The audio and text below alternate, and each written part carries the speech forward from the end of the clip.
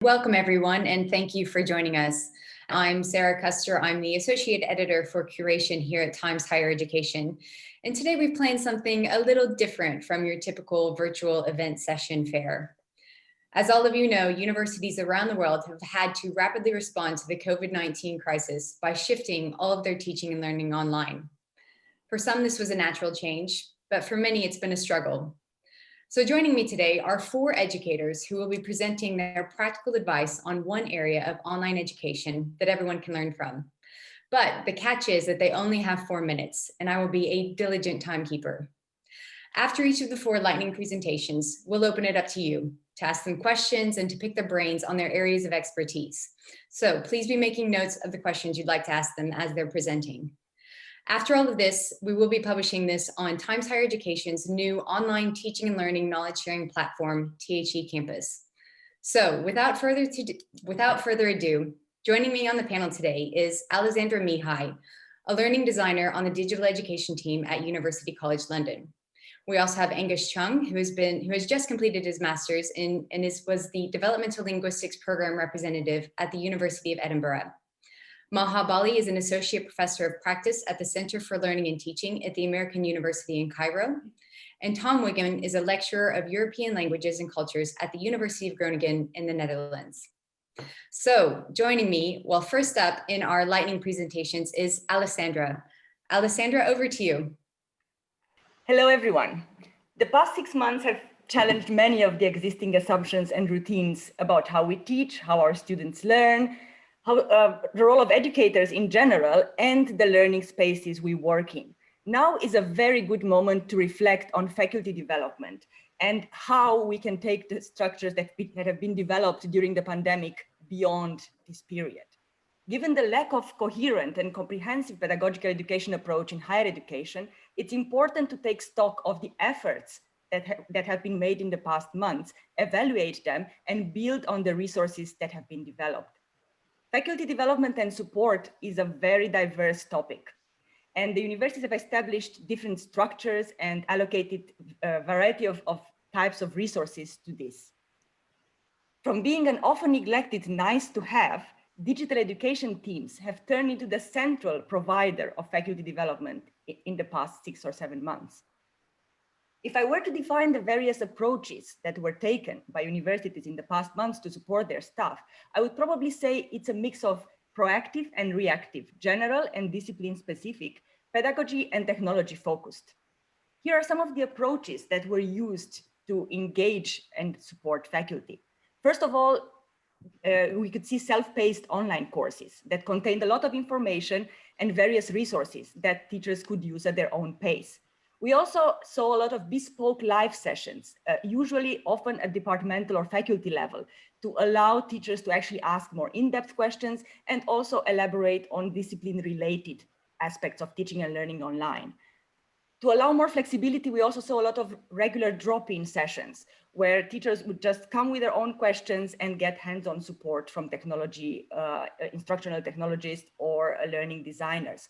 And of course, as a backup to all this, there have been also a lot of repositories and media centers developed with various resources on how to use different tools, both from functional and also pedagogical perspective. So all these methods have proved to be quite effective, but there have been quite a few challenges on the way. So I'm just trying to move to my next slide, but it doesn't work. So I'll keep it to this. Yeah, so the challenges. The challenges that have been becoming quite obvious in the past months. First of all, the cognitive overload. So the teachers have had to deal with a lot of information, with a lot of different platforms they had to choose from. And it's a lot to digest in a very short period of time and a lot to process and implement in your own practice. Then we also need to find a balance between quick solutions, silver bullet solutions, things that work right now, and on the other hand side, helping them develop sustainable online courses in the future. Then we also saw a lot of demand for technical solutions rather than pedagogical insights. So that was also an interesting development. And also what I've been noticing a lot is the need to build new routines whereby professors don't work by themselves, but actually together and together with other professors, but also with non-academic staff. So these are new routines of teamwork that need to be developed. And of course, what I also noticed is that there's really useful exchanges and open resources that have been built in the past months. And I do hope this trend continues. So how can we build on this to actually move on beyond the pandemic and offer a coherent faculty development program? Well, first of all, I would say trying to showcase existing good practice. So getting teachers to share within their local network, but also globally, and technology luckily enables that. Also peer observation. It's looking at each other's courses, syllabi, learning from each other. Research has really proved that teachers learn best from their peers. So I think this is one approach to definitely explore further. And of course, very importantly, continuing to provide materials for them, but in a very essentialized form in order to avoid the cognitive overload I just talked about. So very short multimedia guides, so using different media to make them accessible, but very brief and targeted. So basically all these approaches point towards, or beyond simple transmission of information, towards building a community of practice, a community of learners. And this is, I think, what we learned from COVID and what we should aim to take further in the field of faculty development. And we basically should build on the existing social capital and the resources that have been developed during COVID to provide coherent faculty development offer in the future. Thank you very much. Thanks very much, Alexandra. Very interesting presentation, although unfortunately you were 1 minute over your 4-minute time slot, but sorry. That's fine. I appreciate there were some technical glitches there, which are obviously indicative of what a lot of teaching and learning professionals are facing right now. Thanks very much for that. Really interesting points about building networks, building a community, and sharing knowledge, which is definitely something that we're trying to do over on THE campus. Something that THE has picked up on as well. So now let's move over to Angus Chung. Angus, over to you. I'm resetting my clock.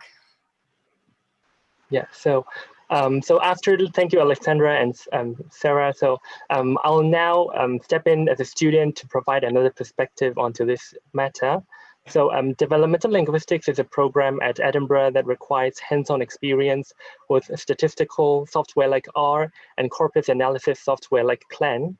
However, we have managed to move successfully to online teaching and replicate this experience despite the experimental and empirical nature of the program.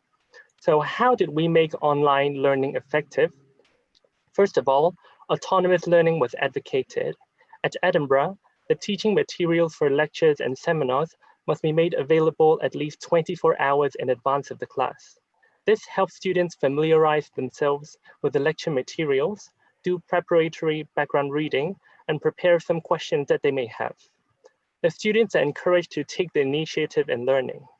In my research method course, the professor recorded the lecture and posted it on the virtual learning environment.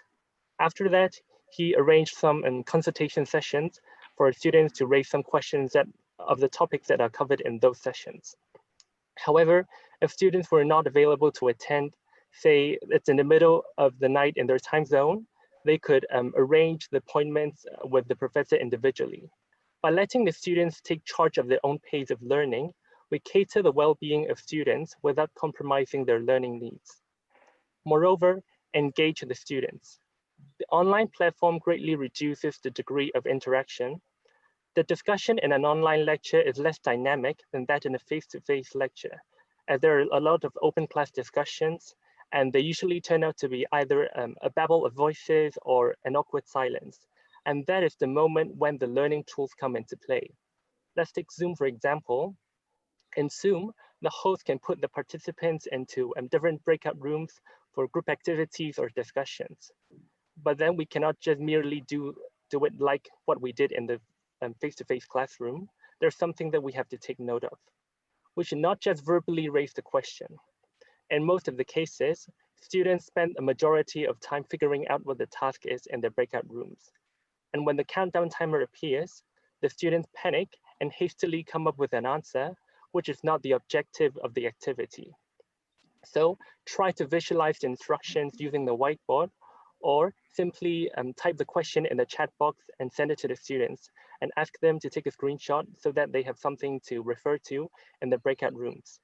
And during the discussion, go into their breakout rooms to observe and jot down their ideas for delayed feedback. We should also give them the freedom to choose the form of assessment. Since online teaching made collaboration and group work less possible, it is suggested that the assignments should be individual by default in the future. However, students should also have the freedom or opportunity to choose to work with their peers if they prefer to do so. This grants students the flexibility without sacrificing the interests of those who find a group work impractical. And in my statistics course, we were expected to analyze a data set and then produce a report.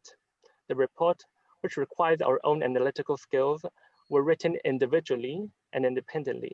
However, we could work in groups or pairs to produce the codes for the statistical tests. In my opinion, this is one of the possible approaches that online courses can adopt in the future. So I'm going to stop here and hand over to Sarah.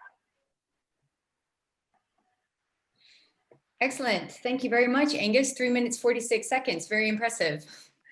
Some really interesting points there, and I appreciate your perspective on this panel, Angus, being a former student yourself, but now moving into teaching. So I'm looking forward to the Q&A session when we can get some of that, flesh out a bit more of that perspective. Maha, over to you. Hi, everyone. How are you feeling today? I hope you and your loved ones are safe and well. I'm waiting for my slides, but I'm going to be talking about access. And what do you mean by access? Because you may have meant access to devices. Did you mean that everyone should have their own device, and what kind of access do they have? Or did you mean connectivity? And when we talk about accessibility, do we check in with our students who has access to what kind of connection? Can we survey them before we start our courses? And when we talk about accessibility, are we also talking about people who have hearing difficulties or visual disabilities? Are we using UDL, Universal Design for Learning, to design our courses? Or did we mean accessibility for students with mental health challenges? Are we taking trauma-informed pedagogy into our minds as we design things? Are we doing what Angus just said, which is give flexibility to students? Do our teachers have enough flexibility to give flexibility to students? Another thing is we always think about access as doing asynchronous learning so that it's accessible to more students who have slower internet connections or choppy infrastructure. But actually, synchronous learning might be easier and more welcome for students with higher cognitive load who have socio-emotional needs. This is something that Alexandra mentioned, the cognitive load over teachers and for students, right? Especially in a time of trauma.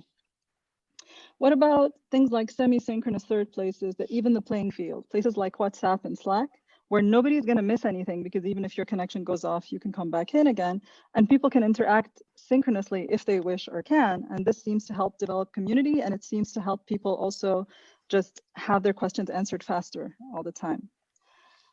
Access as a term can make a complex challenge appear to have a simple solution as if it's one thing, but access is a lot more than that. When you talk about access, are you just talking about economic access and infrastructure? Or are you also talking about access to cultural experiences that recognize marginalized communities and their cultures? It can be done by integrating different cultural perspectives into your courses, especially for marginalized groups, especially ones that represent your students. Are they there? Are you putting them in your syllabus? And are you talking about access to agency for students and teachers to make decisions about how they want to learn, what is going to work best for them, rather than making those decisions on their behalf? So are institutions helping teachers and empowering teachers to make those decisions in this time of the pandemic? We need to think about equity versus equality. Just look at this and think that maybe not everyone wants an apple. So you're trying to equalize things to even different goals, and think that maybe someone needs care more than they need apples today. This is a lot of work and it's not easy to do, but giving teachers and students choice is essential. Thinking about how much power and agency and parity of participation people have, allowing teachers, when we are faculty developers, allowing teachers to choose their own menu and their own ingredients for how they want to teach rather than dictating to them what they should do. So I'd like to advocate for intentionally equitable hospitality and for centering empathy and care in times of trauma. And you can look up this paper later. Think of yourself as teacher as the host, and you have to be hospitable to every person who's involved in the decisions you make to create that space hospitable. You have to be intentional. You have to walk the talk. It's not going to happen just by you creating a space and saying everyone's welcome. And you have to think of the needs of each and every student, not just all students. And this is not difficult, just pay attention. Recognize this is a pandemic and traumatic situation for most of us. There's a set of online community building resources that I've developed that you can look up on 1HE website. But think about that not everyone is impacted in this pandemic in different ways, depending on their family situations, their mental health, economic struggles. And start from a place of care and empathy. Don't prioritize rigor and distrust. There's no formula, but if you observe and listen, you will get there. Prioritize and model for students how to be an empathetic and compassionate human being during time of crisis. And institutions need to also prioritize this in the way they treat teachers so that teachers can do it for students. And everyone will remember that, how compassionate you were more than any content that you teach this year. Find your way to intentionally open hospitality and never ever stop at the word access. Thank you. Excellent, Maha. Thank you very much for that and a very comprehensive presentation in just 4 minutes. So I appreciate that and some very important points that we'll definitely have some space to expand on in the Q&A. So thank you for that. Next up, our final lightning presentation will be from Tom. Tom, over to you. Thank you, Sarah, and thank you to the other presenters for their really interesting presentations. I'll do my best to keep this within 4 minutes. So I'm going to talk briefly about how to make your learning management system work for you, regardless whether it's Canvas, Moodle, Edmodo, Blackboard, whatever it might be. And the main message to take away, or at least the main message I've gained during COVID, is to keep it simple. In this case, to keep it simple for our students. How can we do that? Well, I think the first thing to think about is students' motivation when they take a course. Ultimately, they want to do well. That means passing the assessments, and that also means that they need to keep on top of things at any given point during the course. And so what I would advocate is organizing our folders accordingly. So make our content areas available to students so that they can access the different assessments very easily. And also make sure that content is available to students at the moment they need them. An example of how you could do this is shown on the right-hand side of the screen. Thinking further forward, we also need to make sure that we keep the language on our learning management systems clear. Students' weeks are based around their classes, and in advance of those classes, they'll be wondering what it is they need to do in order to be prepared. And so I think we should make our language on the learning management system reflect this. For example, on the left-hand side, we can see a list of tasks which students have to do, but it's not very clear when they'll need to do this. By contrast, on the right-hand side, it's very clear exactly when students need to access each of these subfolders. When it comes to putting content on the learning management system, make sure it's clear what students need to do with that content. So for example, if you post an article for students to read, rather than naming the article, in this case, Lowy and Verspor, add the task which students need to complete with that article. So in this case, call the piece of content Read Lowy and Verspor. If students don't know how to complete the task, or if you believe they'll need guidance, break it down for them step by step using action verbs, and make sure that you number your activities so students can tick them off one after one. It's also perhaps a good idea to include estimates of how long activities will take, so students can look this up themselves and create an estimate of how long it's going to take them. This will help them to become more autonomous. Provide multiple routes to access your content. I've received emails before from students asking where the content was, that they saw it 2 weeks ago and couldn't find their way back to it. And part of that is to do with putting content in logical places on the learning management system. But all the same, it's still easy to get lost in these learning management systems from time to time. So make sure that you create links to your content wherever you reference them. For example, if you reference a piece of assessment in one of your weekly folders, make sure you create a link to it. It may take some time and it may seem a little bit redundant to put all of these links in, but ultimately it means students can find their way to material much more easily, and you as an instructor are likely to get fewer emails from students asking where particular content is. Don't assume that students will navigate the learning management system for themselves. This is something that I've discovered during COVID. Students won't necessarily take the time to look through the learning management system, so force engagement with it. Include as the very first page in your learning management system a navigation page and make it homework to read it completely. In your first week, I think it's a good idea to actually take the time in class and show students how the course is set up. If you don't have time for that in class, then you could make a short video of the course navigation. So show them how it's set up asynchronously. You could even make it an activity to find different items in the learning management system in a kind of treasure hunt. At the top of each page, indicate what the content is on that page. So when students first click on it, they already have a good idea of whether they're looking in the right place. Do your communication through the learning management system. Rather than using emails, which get lost in students' inboxes, if you use group announcements, these will all be stored on the learning management system and they're easy to find. Centralize your questions as well. If students send you questions by email, they're not visible to other students. If you put all of those questions on the learning management system, then other students who have the same question will see your answers if you respond. So rather than having students email you, ask them specifically to send you your questions via the learning management system and respond to them there. Finally, take inspiration from what's out there. So join a MOOC. There are some wonderful MOOCs that give lovely examples of how to set up content accessibly. Ask to be added to a content course. Ask one of your family members to review your course.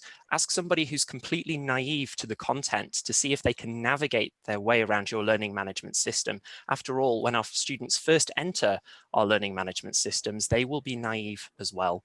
And we can also ask our students directly for clarity on this, I think. Thank you for listening. Excellent. Thank you very much, Tom. Just about a minute and 15 seconds over our 4-minute time limit, but that's fine. I might need to expand our 4-minute limit to 5 minutes to include everyone's excellent tips. I think that was an excellent starting point for hopefully a very interesting Q&A that's now coming. I'd like to encourage everyone to use the chat function on our platform to submit questions to our experts, pick their brains. There's plenty of stuff there to pick up. So now is your chance. To get us started though, I of course have some questions. The first one is to the entire panel, and I would just like to hear what were some of your initial priorities whenever you first got word that everything was going to be shifting online? What were the first things that you thought about? Let's start first with Alexandra and Maha as our faculty development professionals here. What were some of the first things that you thought about in terms of how you were going to respond to the crisis? Alexandra, do you want to start? Yes, I think indeed it was a crucial moment, and it's already, it feels so long ago that I'm trying to figure out what was the first thought, because there were like 100 thoughts in a minute. But I think having worked in faculty development before for quite a lot of years, I know the challenge was to get everyone on board. Now the challenge was not that anymore, because everyone had to go through this. So there was a lot of requests. There were a lot of requests coming our way. So it was a matter of how to prioritize, no, not prioritize, because we had to deal with everything, but how to sort of tackle this avalanche of interest and questions and worry. And I think the aspect that Maha mentioned, the trauma aspect of the whole thing. So why are we doing this? Actually, we're doing this because we're forced. I mean, I know faculty development looked different before. People were coming because they were interested, because they wanted to develop. Now they're just coming because they have to, they're in a crisis. So switching to this crisis mode in our work and in our mindset, I think was a big issue. And I think it got sorted in the next weeks, I guess, and month, and things got a bit more refined, the way we dealt with things. But I think even now we are sort of still in maybe semi-emergency mode. We're not over that yet.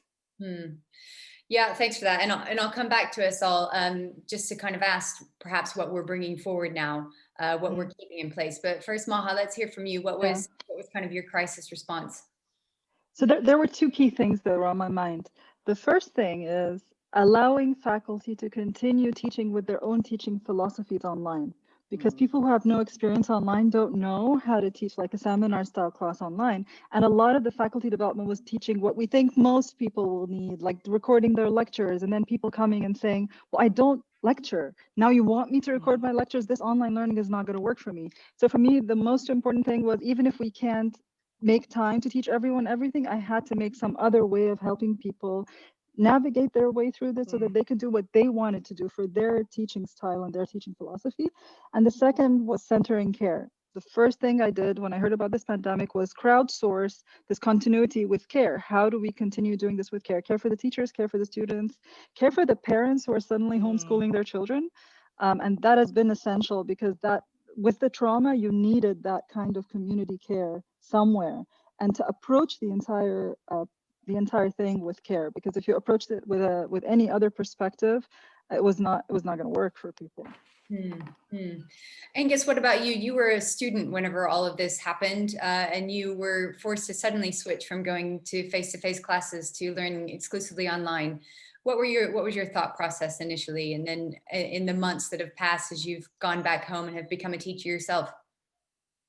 Yeah, so at the beginning, me and my classmates are actually very worried about both the learning and also the assessments. So for learning, they have to suspend all the face-to-face lectures, and then there's actually a week of suspension of classes for the school to decide how they should deliver the courses. Should they stop everything, or should they move it to another mode of study? So the school eventually decided to shift everything online. So it was very good, because I think some of the students actually decided to go back to their home country. So by shifting everything and transitioning everything online, we could attend the lectures and learn, progress with learning without being physically in our countries. And also for the assessment, as I said, it's only a one-year program. So many students are actually proceeding to their dissertation stage, and we had to perform a lot of experiments. Many students actually had their projects in mind before beginning the program. So with everything shifting online, some of the experiments couldn't be conducted, and they were actually quite disappointed. But there are actually a lot of online software or online platforms that could still perform experiments.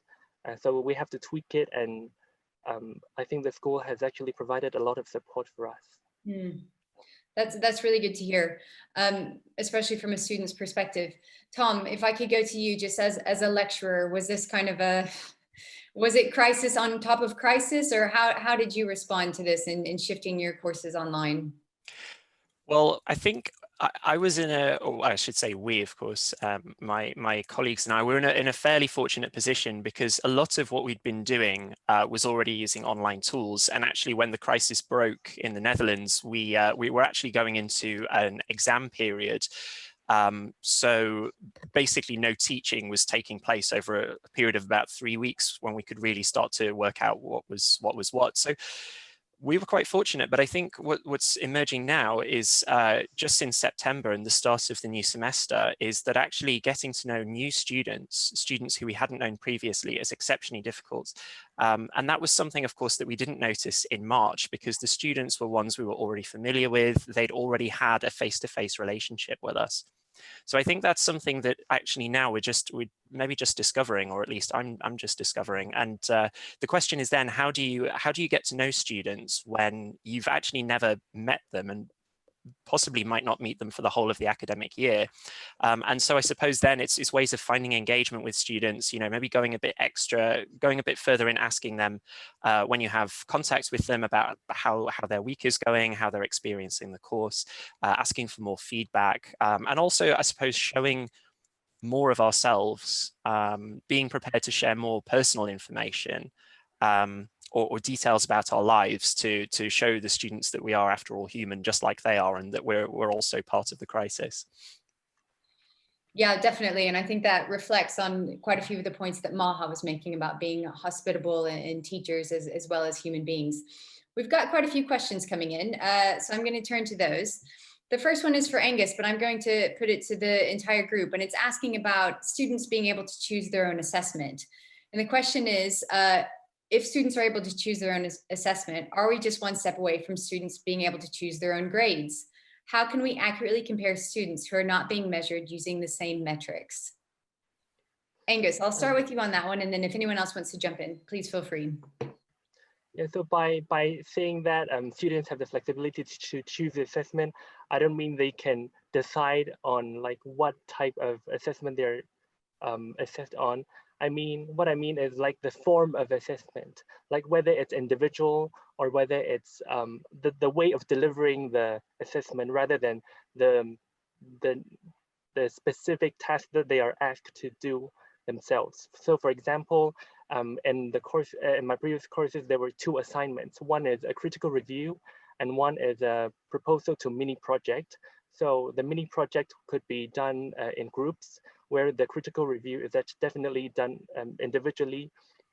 And because of the transition to online teaching, the collaboration and group work was less possible. So the school has decided to disregard this assignment.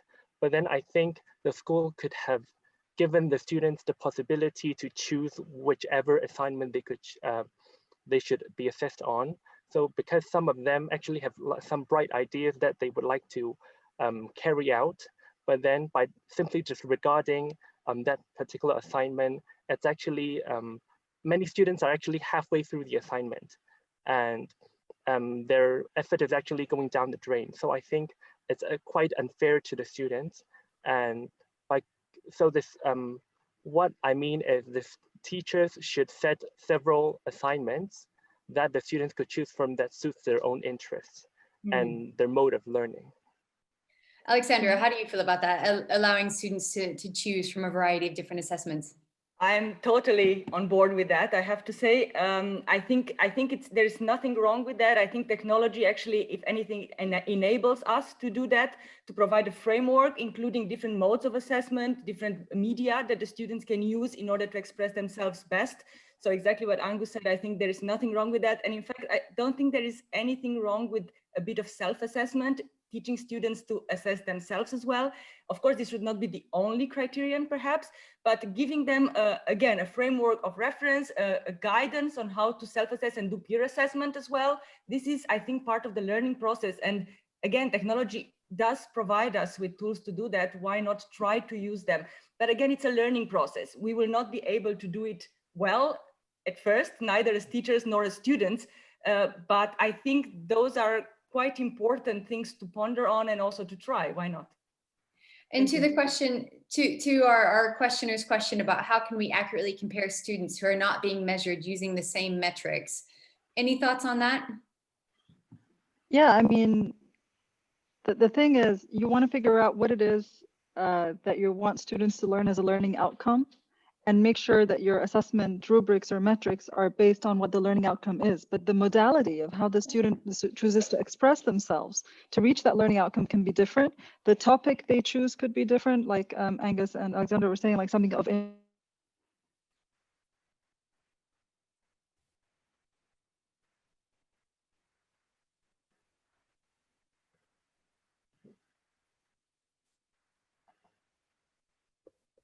Oh, I think we may have lost Maha.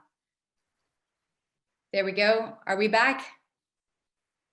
Okay, excellent. Hopefully, yeah, everything looks fine. Sorry, Maha, you were in the middle of a very interesting response to that. So I was saying that as long as you're assessing the same learning outcome, you could, the mode of expression of students and the topics can be different.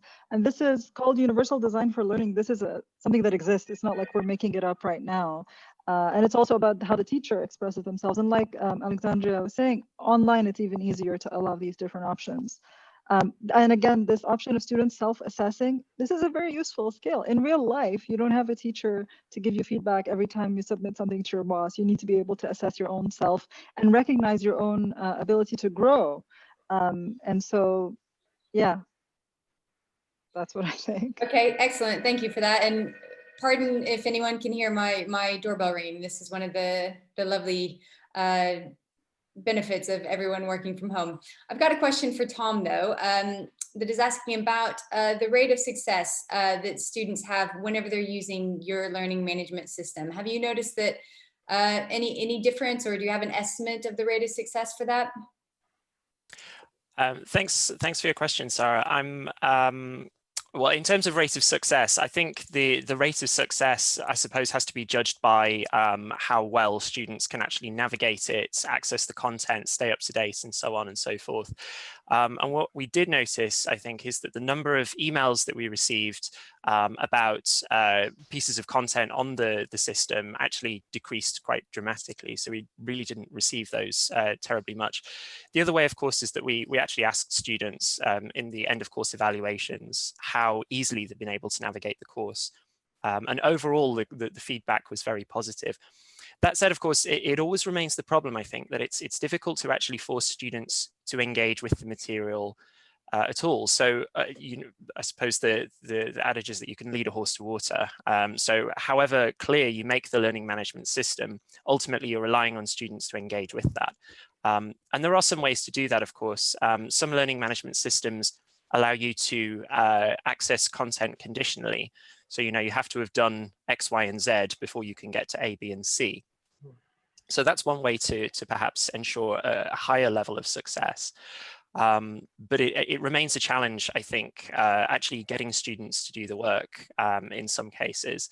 And I think that really ties into the design of the learning management system, in the sense that the clearer it is, the more likely students are to actually be willing to engage with the material. If they come across, let's say, a whole folder of documents and it's not really clear how the students are supposed to deal with that material, it's probably not going to be particularly attractive for them to get to work with it.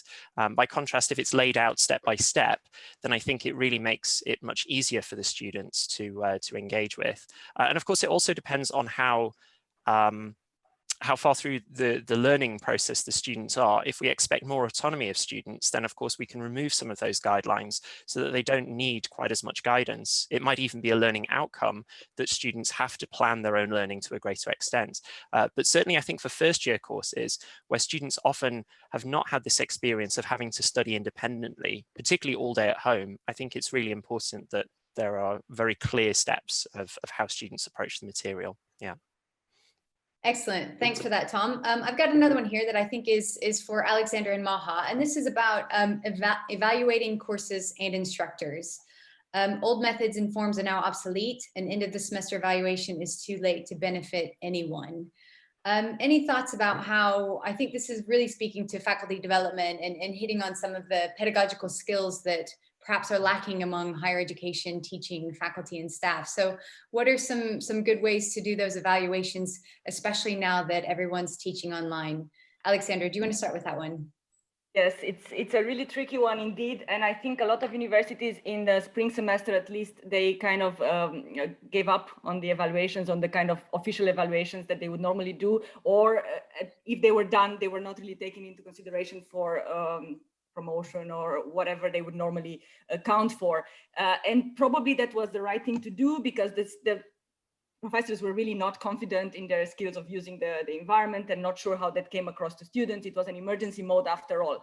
So what we need to think of now, and obviously are already planning it in for this term and probably for the academic year, is how to do that properly. And I think I definitely would not give up on evaluations at all, like for good, because this is not, I mean, I don't think it serves anyone, because professors are making quite a lot of effort at the moment to improve their teaching, and I think they put a lot of effort given the context, especially, and I think it's important to also acknowledge that. I generally have a little problem with student evaluations because they are anonymous and they are quite blunt and often not very sensitive. So before COVID even, what I was thinking a lot is trying to provide, in a way, training, perhaps through different means, to students on providing feedback. I do it sometimes through my own course, where I engage them in providing peer feedback and sort of train that skill, because it's a really important skill. And everyone has to be aware and quite sensitive in this period on how we evaluate each other, both students for the teachers and teachers for students. So I think we just have to go with the principles that Maha mentioned and try to find a caring way to do this. where nobody feels threatened, neither teachers nor students. And I think it's not an easy, there is no easy solution there. Evaluations need to be done. And I think what I always advise teachers to do actually is to ask quite often feedback from their students. I think some of you mentioned, probably Tom mentioned that, I don't remember who exactly, but asking more often feedback on how you're doing, how the class is going, not being afraid to hear this, but trying to, smoothly create this dialogue in a way that any evaluation would come at the end would not be a shock on neither side. So I think that's it. It's a process. It's really no silver bullet. Excellent. Does anyone else want to come in on that in terms of just teaching evaluation? Tom, let's go to you, and then Maha will go to you. Tom? Thanks, Sarah. And I would agree with everything Alexandra has just said, actually. I think it's really important to keep evaluating. One of the things I do think is that students, at least this is my experience, that students, they're asked to evaluate almost every course sometimes, and they never see the benefit of it because they do come at the end of the course. So they never really see the payoff. And the payoff is, of course, that the lecturers sit down, they review their courses, they think carefully about how they can develop their courses, and they do better the next time. But students don't really get involved in that process. So it's kind of understandable that they are often fairly blunt, as Alexandra was saying, and thinking of ways to get around that is important, I think. One of the things that was suggested by one of my colleagues is that maybe it's a good idea actually to do an evaluation earlier than the last class. So if you do it in, for example, the penultimate class, then the lecturer has the time to look over the evaluation and explain the changes which they will make in the next course, or the main points which they've seen. And I think that maybe gives students a bit more understanding of how much the lecturers are engaging. And as Alexandra was also saying, I think making this evaluation more continuous, so asking students for a little bit of feedback as the course goes on, can really help keep our fingers on the pulse and have an idea of what it is that students are having problems with at any given stage.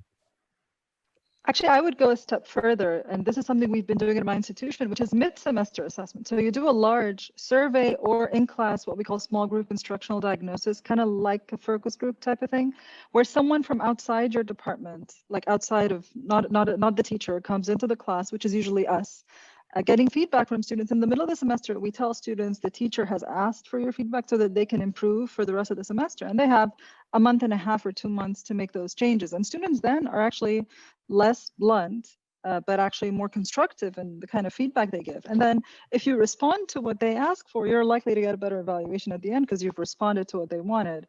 Another thing that's really helpful is something called annotating the syllabus. I don't know if anyone has heard of this idea, but if you give students from the very beginning of the year your syllabus and ask them to put comments on it and questions and areas they need clarification on, and then in the middle of the semester, now that they've been through half of it, giving feedback on specific things, specific learning activities, specific readings, things like that.